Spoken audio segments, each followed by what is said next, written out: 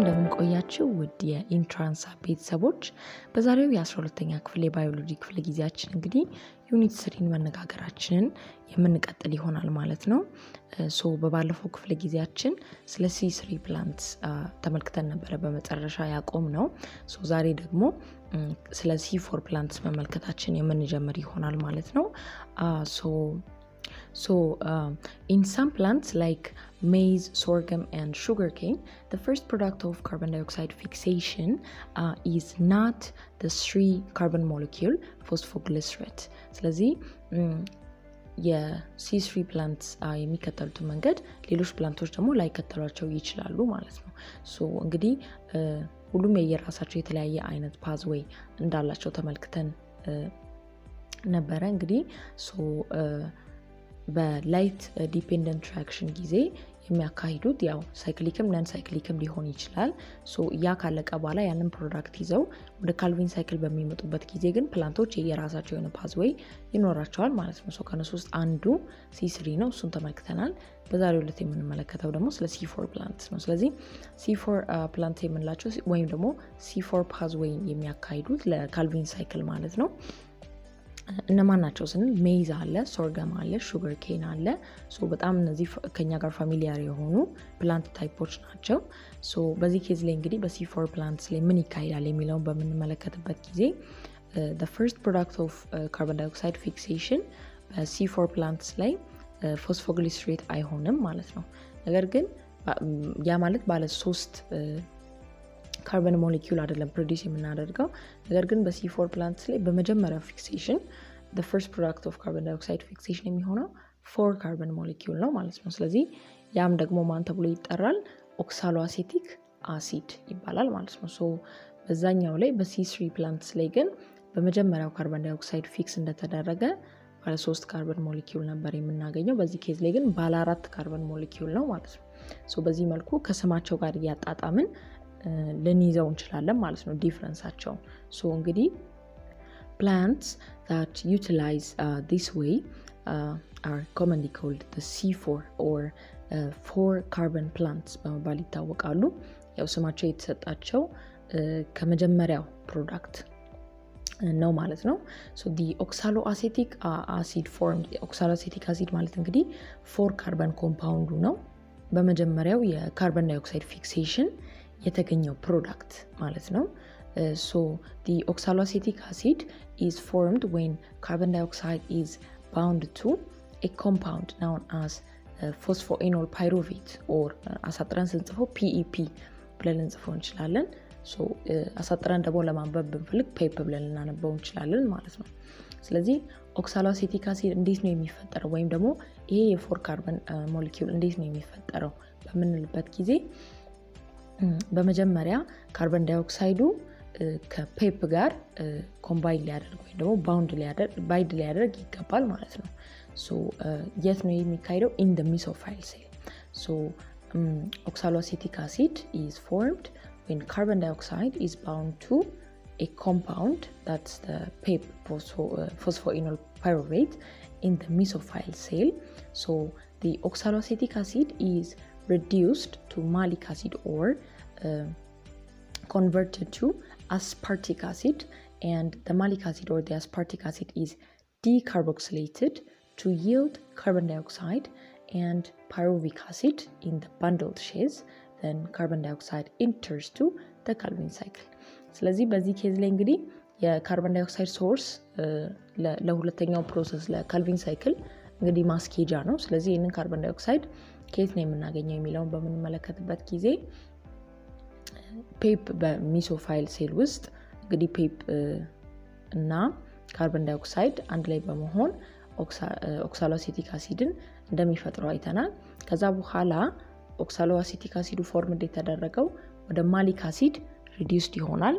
ከዛ በኋላ ወደ ማሊክ አሲድ ወይም ደግሞ ወደ አስፓርቲክ አሲድ ማለት ነው። ስለዚህ እነዚህ ደግሞ ከተፈጠሩ በኋላ እነሱ ዲካርቦክሲሌትድ ይሆናሉ። ያ ማለት ካርበን ዳይኦክሳይድን ሉዝ ያደርጋሉ ማለት ነው።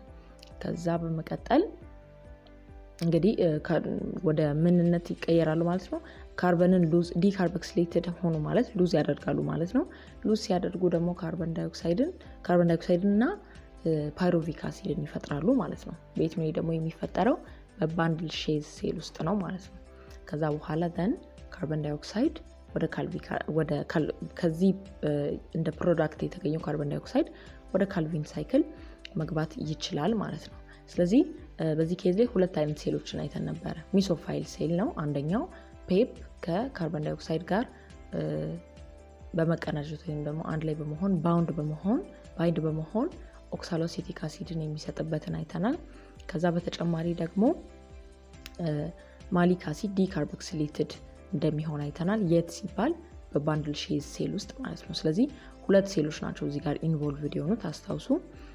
ከዛ በመቀጠል እንግዲህ በስቴጅ ከፋፍለን C4 ሳይክል ላይ የሚካሄዱትን በምንመለከትበት ጊዜ የመጀመሪያው ስቴጅ ላይ የሚካሄደው ፊክሴሽን ኦፍ ካርቦን ዳይኦክሳይድ ነው by the carboxylation of phosphoenol pyruvate ነው። ስለዚህ ካርቦን ዳይኦክሳይድ ፊክስድ ይሆናል በምን ፕሮሰስ? በካርቦክሲሌሽን። ያ ማለት ወደ ፎስፎኢኖል ፓይሩቬት ወይም ደግሞ ወደ ፔፕ ካርቦን ዳይኦክሳይድን እንደመጨመር ማለት ነው። ሶ ካርቦክሲሌሽን እና ዲካርቦክሲሌሽን የምንላቸው ሁለቱ ኦፖዚት ፕሮሰስስ ናቸው ማለት ነው። ስለዚህ ካርቦክሲሌሽን ስንል አድ ማድረግ ነው፣ ዲካርቦክሲሌሽን ስንል ደግሞ ሪሙቭ ማድረግ ነው ማለት ነው። ስለዚህ ፎስፎኢኖል ፓይሩቬት ጋር ፊክስ ይደረጋል። ከዛ በኋላ በየት ሴል? በሚሶፋይል ሴል ነው to form a 4 carbon compound acid። ከዛ በመቀጠል ሁለተኛው ስቴጅ ምንድነው?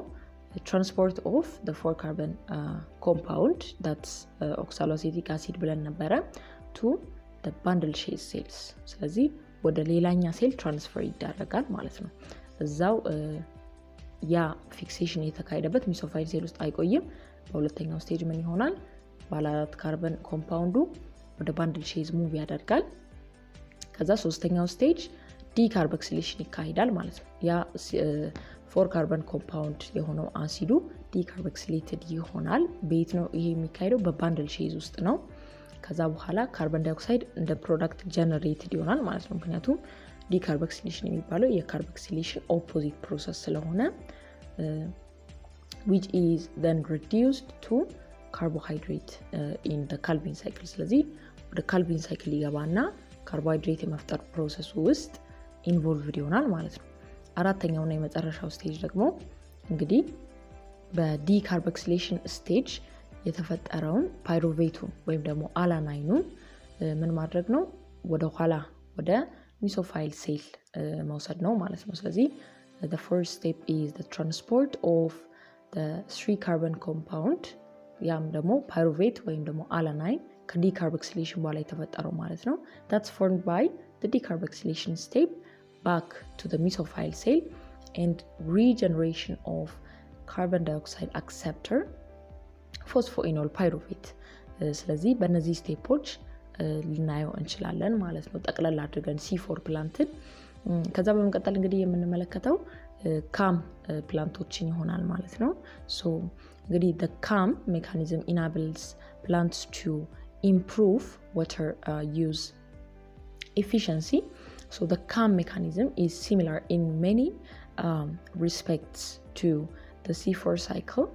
ሶ ካም ፕላንቶች በአብዛኛው ነገራቸው ከC4 ሳይክል ጋር ይመሳሰላሉ። ግን ዲፍረንት የሚያደርጋቸው አንድ ኢምፖርታንት ነገር ይኖራል ማለት ነው። ሶ in C4 plants formation of the 4 carbon compound acids in the mesophile cell is spatially separated from the decarboxylation of the 4 carbon acid and from refixation of the resulting carbon dioxide by the Calvin cycle in the bundle phase. In CAM plants, formation of the 4 carbon acid is both temporally and spatially separated. ስለዚህ ቤዚክ የምንለው የሁለቱ ዲፍረንስ ምንድን ነው? በC4 plants ኬዝ ላይ እንግዲህ ኦክሳሎ አሴቲክ አሲዱ ወዴት ነው ሙቭ የሚያደርገው ብለናል። መጀመሪያ እሱ የሚፈጠርበት ቦታ ሚሶፋይል ሴል ነው ብለናል። ስለዚህ ስፓሻሊ ከተፈጠረበት ቦታ ሄዶ ደግሞ ወደ ባንድል ሼዝ ገብቶ እዛ ነው ዲካርቦክሲሌትድ የሚሆነው። ስለዚህ ካርቦክሲሌሽን እና ዲካርቦክሲሌሽን የሚካሄድበት ቦታው ስፓሻሊ ተለያይቷል ስንል በቦታ ተለያይቷል ማለት ነው። በቦታ ተለያይቷል ማለት ምን ማለት ነው? የሚካሄድበት ቦታ ተመሳሳይ አይደለም እንደማለት ነው። ነገር ግን በካም ጊዜ ላይ ዲፍረንት የሚያደርገው ነገር ምንድን ነው? በካምፎቶሲንቴሲስ ጊዜ ስፓሻሊም ቴምፖራሊም ነው ማለት ነው ሴፓሬትድ የሚሆነው ሶ the formation of C4 acids በካምፎቶሲንቴሲስ ጊዜ ላይ ቴምፖራሊ ሴፓሬትድ ይሆናል ስንል በታይም ይለያል ማለት ነው ሶ ኦከር የሚያደርገው በዲፈረንት ታይም ነው ወይም ደግሞ በሰዓት ይለያል ማለት ነው ስፓሻሊ ስንል ደግሞ ቀደም እንዳልነው በቦታ ይለያያል እንደማለት ነው ስለዚህ በሁለቱ በሚካሄድባቸው ሴሎች መካከል እንግዲህ የቦታ ልዩነት አለ ባንድል ሼዝ እና ሚሶፋይል ባንድል ሼዝ ሴል እና ሚሶፋይል ሴል እንግዲህ ተመሳሳይ ሴሎች አይደሉም ሶ ስፓሻሊ ሴፓሬትድ ተደረገ እንደገና ደግሞ ቴምፖራሊ ለምሳሌ በዲፈረንት ታይም ስንል ዴይ እና ናይት ሊሆን ይችላል በተለያየ ሰዓት ሊሆን ይችላል ብቻ ግን ዲፈረንስ አለው እንደማለት ነው ሶ ያ ነው እንግዲህ የካም ፕላንትስ ዲፈረንስ ከC4 ፕላንትስ ዲፈረንስ ማለት ነው ስለዚህ የC4ዎች ስፓሻሊ ነው የካም ፕላንቶች ደግሞ ቴምፖራሊ ስፓሻሊም ነው ማለት ነው ሶ at night carbon dioxide is captured by the PEP carboxylase in the cytosol ስለዚህ at night ብለን ስንጀምር በday እና በናይት ነገሮችን ከፋፍለን ለማየት እየሞከርን እንደሆነ እናያለን ያንን ነው ቴምፖራሊ የሚለው ኢንቮልቭ የሚያደርገው ማለት ነው ስለዚህ at night carbon dioxide is captured by the PEP carboxylase in the cytosol ስለዚህ carbon dioxide በC4 ፕላንቶችም ጊዜ በፔፕ እንደሚያዝ አይተናል ወይም ደግሞ ከፔፕ ጋር ባውንድ እንደሚሆንና C4 ፕላንት እንደሚሰጥ አይተናል በዚህ ኬዝ ላይም ተመሳሳይ ነገር ነው ማለት ነው ስለዚህ malate is formed from the oxaloacetate product so that the malate that forms from the oxaloacetate product is stored in the vacuole ከዛ የማታው ፕሮሰስ እዚህ ጋር ያልቃል ማለት ነው ከዛ during the daytime the stored malate is transported to the chloroplast and it's decarboxylated by NADP malic enzyme so the released carbon dioxide is fixed by the Calvin cycle and the NADPH is used for converting the decarboxylated triose phosphate product to starch ስለዚህ ማታ ሁሉ ነገር ፕሮሰስ ተደርጎለት stored የሆነ ማሌት አለ እሱ ደግሞ during the daytime transported ይሆንና ፕሮሰስ ይደረጋል ከዛ በኋላ እሱም እንደገና decarboxylated ይሆንና ምን ይካሄዳል ማለት ነው ካርቦን ዳይኦክሳይዱ ወደ ካልቪን ሳይክል ገብቶ ካልቪን ሳይክል እንዲፈጠር ይሆናል ማለት ነው ስለዚህ በዚህ ምክንያት እዚህ ጋር እንግዲህ የምንመለከተው ነገር ምንድነው ማለት ነው ቴምፖራል ሴፓሬሽን እንዳለ ነው ማለት ነው ስለዚህ ሁለቱ ካርቦክሲሌሽን እና ዲካርቦክሲሌሽን የሚካሄድበት ሰዓቱ የተለያየ እንደሆነ እንመለከታለን ማለት ነው so the CAM plants ምን በመባል ይታወቃሉ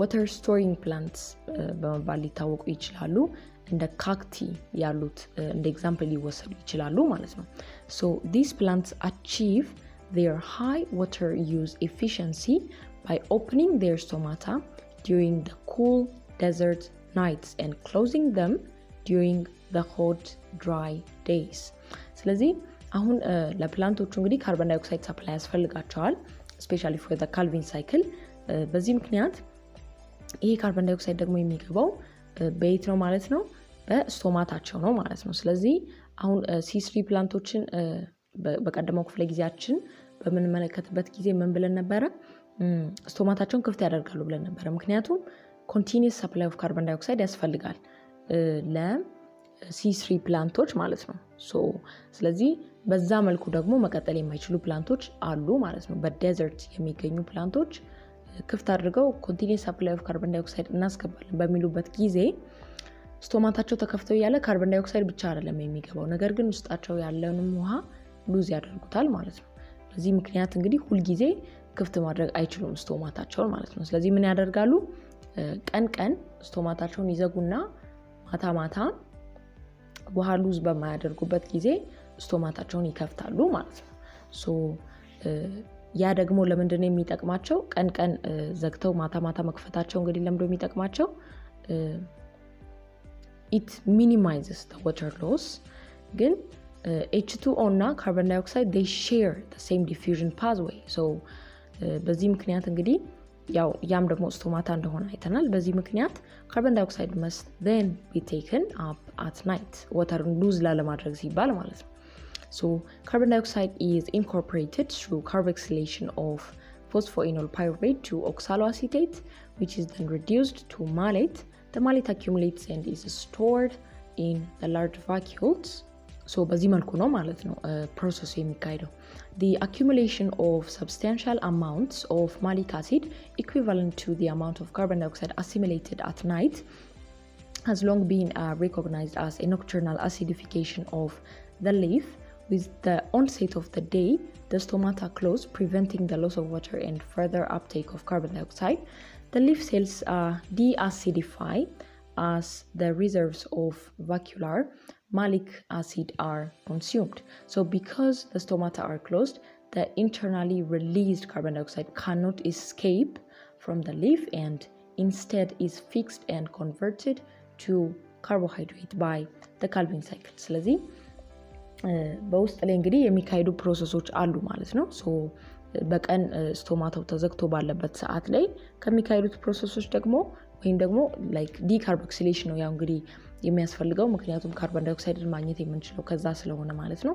ስለዚህ ዲካርቦክሲሌሽኖች ሲካሄዱ ስቶማታው ተዘግቶ ስላለ ካርቦን ዳይኦክሳይዱ ኢስኬፕ ማድረግ አይችልም ማለት ነው። በዚህ ምክንያት ምን ይፈጠራል ማለት ነው? ካርቦን ዳይኦክሳይድ ለካልቪን ሳይክል አቫይለብል እየሆነ ይመጣል። ከዛ እሱን ከመልቀቅ ይልቅ ለራሳቸው ለካልቪን ሳይክላቸው ፕሮሰስ ይጠቀሙታል ማለት ነው። ሌላው የምናነሳው ኮንሰፕት ስለ photorespiration ነው። So photorespiration is a process which involves oxidation of organic compounds in plants by oxygen in the presence of light. ስለዚህ oxidation process ነው የሚካሄደውም ደግሞ in the presence of light ነው። So like ordinary respiration, this process also releases carbon from organic compounds in the form of carbon dioxide, but it does not produce ATP. ስለዚህ ልክ እንደ ኖርማሎቹ ሪስፓይሬሽን ፕሮሰሶች እንግዲህ ምን ያደርጋል ማለት ነው? ካርቦን ዳይኦክሳይድን ሪሊዝ ያደርጋል። ለየት የሚያደርገው ነገር ምንድነው? It does not produce ATP. Thus apparently it seems to be a wasteful process because it doesn't produce ATP. ኢነርጂን ፕሮዲዩስ አያደርግም። ካርቦን ዳይኦክሳይድን ብቻ ነው ሪሊዝ የሚያደርገው። በዚህ ምክንያት እንደ wasteful process ነው የሚቆጠረው ማለት ነው። So it must have some functions that are still unknown. So still discovered altadaragam.